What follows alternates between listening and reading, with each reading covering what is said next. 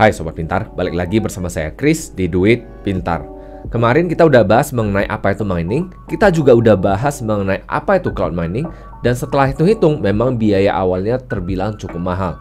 Oleh karena itu, ini dimanfaatkan oleh banyak sekali oknum dengan mengiming-imingi bahwa dengan menggunakan HP saja atau menggunakan komputer yang di rumah kita saja, kita sudah bisa melakukan mining. Di episode hari ini, saya akan membongkar nih cara mining yang lain yang mungkin baru-baru ini sering ditawarkan dan apa aja kelebihan dan kekurangannya. Ikuti episode ini hingga habis ya.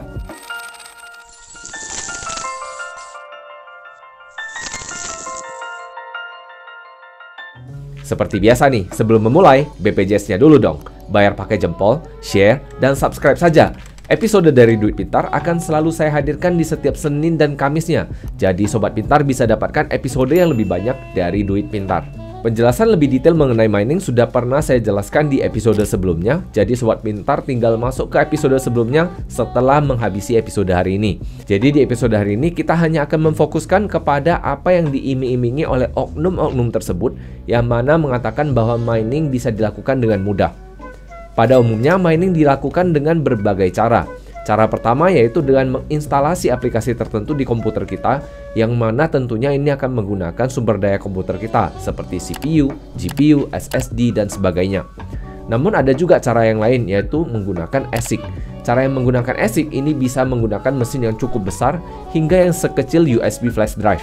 Ya, yang mungkin Sobat Pintar biasa gunakan untuk simpan file atau simpan dokumen yang bisa ditransfer ke teman-temannya juga. Aplikasi mining yang tadi saya sebutkan itu adalah aplikasi yang berupa klien, yang mana sudah saya jelaskan di episode sebelumnya juga. Jadi di sini kita nggak akan bahas soal itu, kita akan bahas apa yang diiming-imingi oleh orang-orang ini, yaitu mining menggunakan HP atau mining dengan instalasi extension pada browser kita, yang mana umumnya ini biasanya dilakukan menggunakan Mozilla Firefox ataupun Google Chrome ataupun turunan-turunannya. Saya akan mulai jelaskan dari aplikasi yang pertama, yaitu aplikasi yang ada di HP. Aplikasi ini sesederhana dengan menginstalasi aplikasinya melalui Google Play Store ataupun Apple App Store, kemudian menjalankan aplikasi ini baik di depan ataupun di balik layar. Dengan menjalankan aplikasi ini, tentunya aplikasi ini akan menggunakan sumber daya yang ada di handphone kita. Dalam hal ini kemungkinan besar menggunakan memori dan juga menggunakan prosesor HP kita. Tentunya dengan menjalankan aplikasi ini, tentunya HP kita akan cenderung sedikit lebih panas. Aplikasi yang jenis kedua yaitu aplikasi mining menggunakan browser extension, di mana kita cukup menginstalasi ekstensi ataupun tambahan yang ada di browser kita, seperti di Google Chrome kita. Kemudian setelah kita instalasi, maka aplikasi ini akan jalan dengan sendirinya menggunakan sumber daya dari komputer kita. Biasanya menggunakan prosesor ataupun graphic card ataupun mungkin menggunakan SSD. Sampai di titik ini, Sobat Pintar pasti berpikir, Chris, ini kan biasa-biasa aja, wajar-wajar aja dong HP kita ataupun komputer kita digunakan sebagai alat untuk mining. Namun kalau misalnya Sobat Pintar pengen tahu nih, kira-kira mining di HP seperti apa, maka Sobat Pintar saya sarankan untuk nonton serial yang namanya Silicon Valley, yang mana ada di season 6. Penjelasan mengenai mining di HP ini cukup kontroversial dan menurut saya itu cukup merepresentasikan apa yang bisa saja terjadi. Berdasarkan kerangka pikir pada umumnya, ini mungkin saja untuk dilakukan, mining menggunakan HP ataupun menggunakan extension dari browser. Namun perlu kita ingat bahwa ini kemungkinan nggak bakal jangka panjang, karena yang sudah sering terjadi adalah apa yang dijanjikan nggak sesuai dengan apa yang kita dapatkan. Dan di samping itu, dengan menjalankan kedua aplikasi ini baik di HP ataupun di extension browser, tentunya ini akan membebani perangkat kita, yang mana ini tentunya akan membuat umur dari perangkat kita menjadi lebih pendek, dikarenakan mendapatkan temperatur ataupun suhu yang berlebihan, yang mungkin saja di atas dari suhu normal operasi yang kita lakukan. Tentunya dengan kemudahan dan murahnya biaya dari perangkat yang harus kita keluarkan, ini merupakan kelebihan utama dari mining menggunakan extension atau mining menggunakan HP. Namun tentunya ini nggak bakal jangka panjang, dikarenakan ini juga memiliki banyak sekali kekurangan. Kita mulai dari kekurangan yang pertama, yaitu keamanan data. Tentunya saya yakin Sobat Pintar pada umumnya juga bukan orang yang teknis yang merupakan lulusan IT. Tentunya dengan ini yang menjadi fakta yang ada di lapangan, ini membuat kita juga menjadi lebih tidak begitu paham mengenai cara kerja data, yang mana ini membuat kekurangan yang pertama, yaitu keamanan data kita dipertanyakan. Apakah dengan kita menginstalasi aplikasi ini, apakah kita dengan menginstalasi extension ini, data dari yang ada di perangkat kita menjadi aman? Ataukah data kita malah menjadi berisiko untuk dicuri? Ataukah ada informasi-informasi pribadi kita yang bisa aja diambil dan kemudian dijual? Kita nggak tahu nih, karena kita nggak ngerti dalemannya. Maka oleh karena itu ini akan menjadi cukup berbahaya, dikarenakan kebanyakan dari informasi-informasi yang ada di dalam aplikasi ini tidak terbuka untuk khalayak ramai ataupun open source, yang mana saya sudah pernah jelaskan di episode mengenai wallet. Jadi sobat pintar ikuti juga nanti.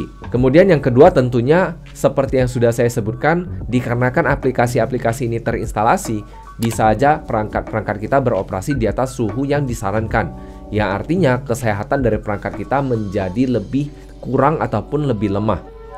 Dan yang ketiga tentunya tidak ada orang yang memiliki kepastian apakah apa yang sudah digunakan, yaitu sumber daya dari perangkat kita, akan benar-benar dibayarkan. Artinya kepastian pembayaran dari hasil miningnya juga sebenarnya dipertanyakan. Dan yang terakhir adalah kualitas dari hasil yang diberikan bisa aja dipertanyakan, yang mana artinya sumber daya yang digunakan belum tentu setimpal dengan apa yang kita dapatkan. Bisa aja dengan kita menginvestasikan HP kita untuk dijadikan alat mining, bisa aja ini nggak balik modal. Jadi bisa aja ini sia-sia, malah memberikan kita biaya yang lebih. Maka menurut saya mining menggunakan HP ataupun menggunakan extension ini memiliki banyak sekali kekurangan. Tapi menurut saya kekurangan yang paling fatal yaitu keamanan data, yang mana ini akan membawa kita ke topik berikutnya mengenai cryptojacking. Nah, apa itu cryptojacking? Cryptojacking adalah aktivitas yang ilegal di mana aplikasi ini menggunakan sumber daya komputer kita atau HP kita untuk aktivitas mining, di mana hasil mining ini akan diambil oleh si pembuat aplikasi ini tanpa memberikan kita bagian apapun. Oleh karena itu, sangat perlu dicek kembali, diperiksa kembali apakah benar-benar aplikasi ini bisa memberikan kita hasil. Jangan-jangan hasilnya juga dipertanyakan. Jangan-jangan nggak bisa diprediksi nih, apakah hasilnya ini akan membuat kita untung ataukah menambah biaya yang lebih. Dikarenakan kalau komputer pada umumnya apabila menggunakan processing yang lebih besar, listriknya juga akan naik tentunya. Cara kerja aplikasi cryptojacking ini seperti apa? Saya mulai dari yang pertama, yaitu aplikasi ini biasanya bisa terinstalasi secara sengaja ataupun secara tidak sengaja. Secara sengaja biasanya diajak oleh teman, diajak oleh saudara, diajak oleh siapapun. Kemudian kita instalasi di komputer kita dengan iming-iming kita bisa dapat keuntungan. Itu yang pertama. Kemudian umumnya aplikasi-aplikasi ini akan menggunakan prosesor dari komputer ataupun dari HP kita untuk melakukan aktivitas mining. Artinya kita akan langsung merasakan suhu yang lebih ekstra panas, ataupun kemungkinan sumber daya dari komputer kita akan tiba-tiba terpakai sangat banyak walaupun kita tidak menggunakan aplikasi apapun. Dan dikarenakan prosesor kita digunakan, sumber daya komputer kita digunakan, suhu dan daya biasanya akan terkonsumsi dengan lebih cepat ataupun lebih tinggi. Artinya biasanya biaya listrik kita akan jadi lebih tinggi. Dan pada umumnya aplikasi-aplikasi demikian akan menambang koin-koin yang bersifat privacy. Singkatnya mengenai koin privacy ini adalah koin-koin yang bisa membuat pemiliknya tidak dapat dilacak. Oleh karena itu, ini akan sangat menguntungkan bagi si pembuat aplikasi. Dan biasanya mereka akan menggunakan aplikasi ini dan memanfaatkan sumber daya dari perangkat kita untuk menambang koin-koin privacy ini. Contohnya misalnya Monero, Dash, dan sebagainya. Dan biasanya setelah hasil mining ini didapatkan, kita yang nggak dapat apa-apa. Kita cuma dapat tagihan listrik kita dan juga perangkat kita yang rusak. Jadi secara singkat sudah pernah saya katakan di episode-episode sebelumnya, jika kita nggak bayar, maka kita adalah produknya.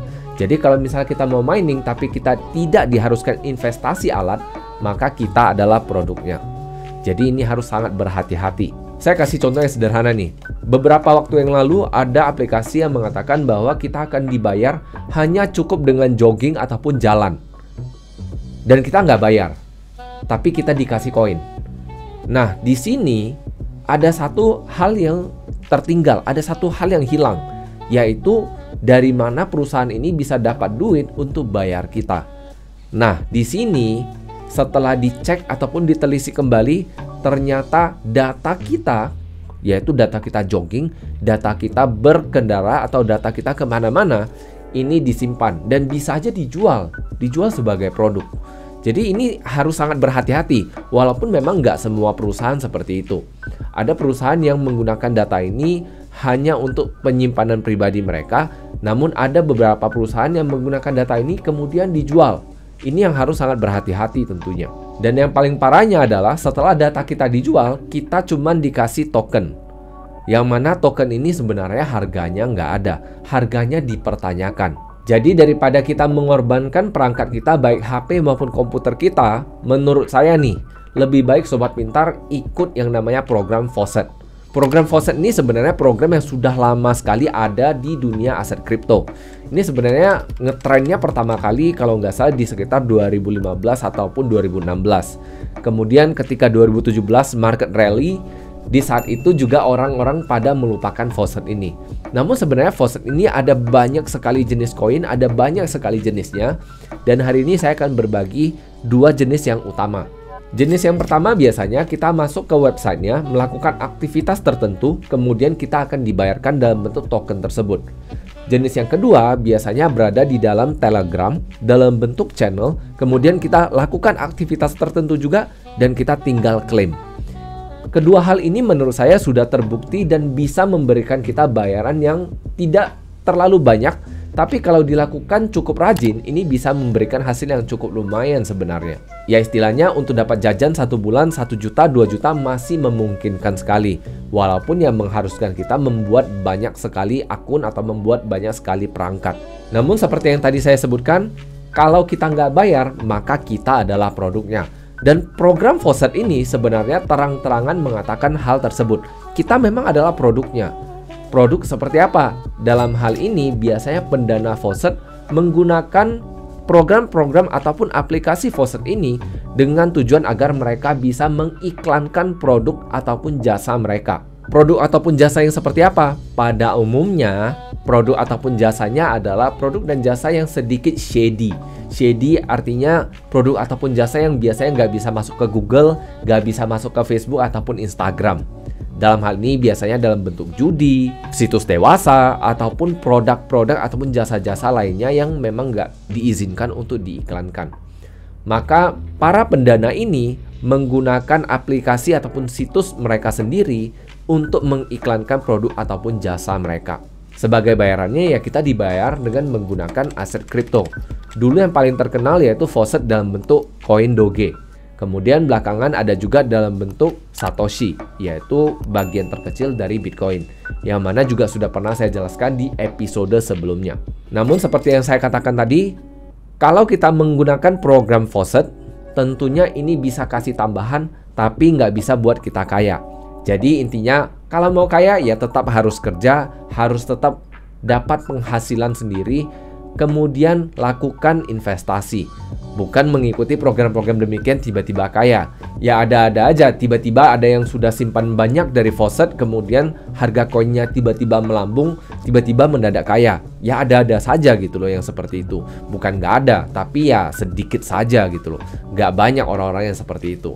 Jadi secara singkat saya simpulkan bahwa belakangan ini banyak sekali oknum-oknum memanfaatkan keterbatasan modal dari orang-orang yang ingin mining, yaitu dengan memperkenalkan aplikasi baik di HP maupun komputer dalam bentuk browser extension. Tentunya kedua hal ini nampaknya mudah dan murah, namun tentunya banyak sekali kekurangannya. Salah satu yang paling utama yaitu mengenai keamanan dan kesehatan dari perangkat kita. Mengenai keamanan, maka ini berbicara soal cryptojacking. Cryptojacking belakangan memang sudah tidak sesering dari dibandingkan 3 ataupun 4 tahun yang lalu. Namun hal ini masih ada sekali.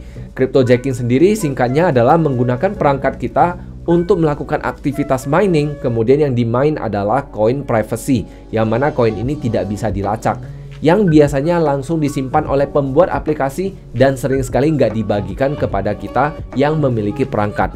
yang membuat tagihan listrik kita cenderung membengkak dan perangkat kita cepat rusak karena biasanya menjadi lebih panas. Sehingga secara singkat, kalau kita tidak mengeluarkan biaya apapun, investasi apapun untuk melakukan aktivitas mining, maka tentunya kita adalah produknya. Maka daripada kita mengikuti program demikian, lebih baik ikut program yang namanya faucet. Faucet ini adalah program di mana si pemilik ataupun si pendana faucet ini biasanya yang memiliki produk ataupun jasa yang tidak bisa diiklankan ke media iklan yang normal ataupun yang biasanya. Sehingga mereka menggunakan situs demikian, menggunakan program demikian untuk mengiklankan produk ataupun jasa mereka yang cenderung shady. Misalnya yang judi, situs dewasa, judi bola, poker, dan sebagainya. Namun untuk kita pengikut dari program faucet ini, kita hanya untuk datang, lihat, dan klaim dari koin-koin yang diberikan. Biasanya bisa dalam bentuk Dogecoin, Satoshi, dan sebagainya. Terserah, ada banyak sekali jenisnya. Dan ini semua sudah bisa ditarik karena program ini dibuat memang untuk mengiklankan produk dan jasa mereka. Namun ada satu hal penting yang ingin saya katakan sebelum saya tutup episode hari ini. Mengikuti program-program demikian, baik mining menggunakan HP, mining menggunakan extension browser, ataupun mengikuti program faucet, ini nggak akan buat kita kaya, karena hasilnya juga receh. Jadi kalau memang mau kaya, ya tetap kita harus bekerja, kita tetap harus memberikan nilai tambah kepada pihak lain, agar kita bisa mendapatkan timbal baliknya. Itu saja episode hari ini, terima kasih sudah menyimak, see you in the next episode and bye-bye.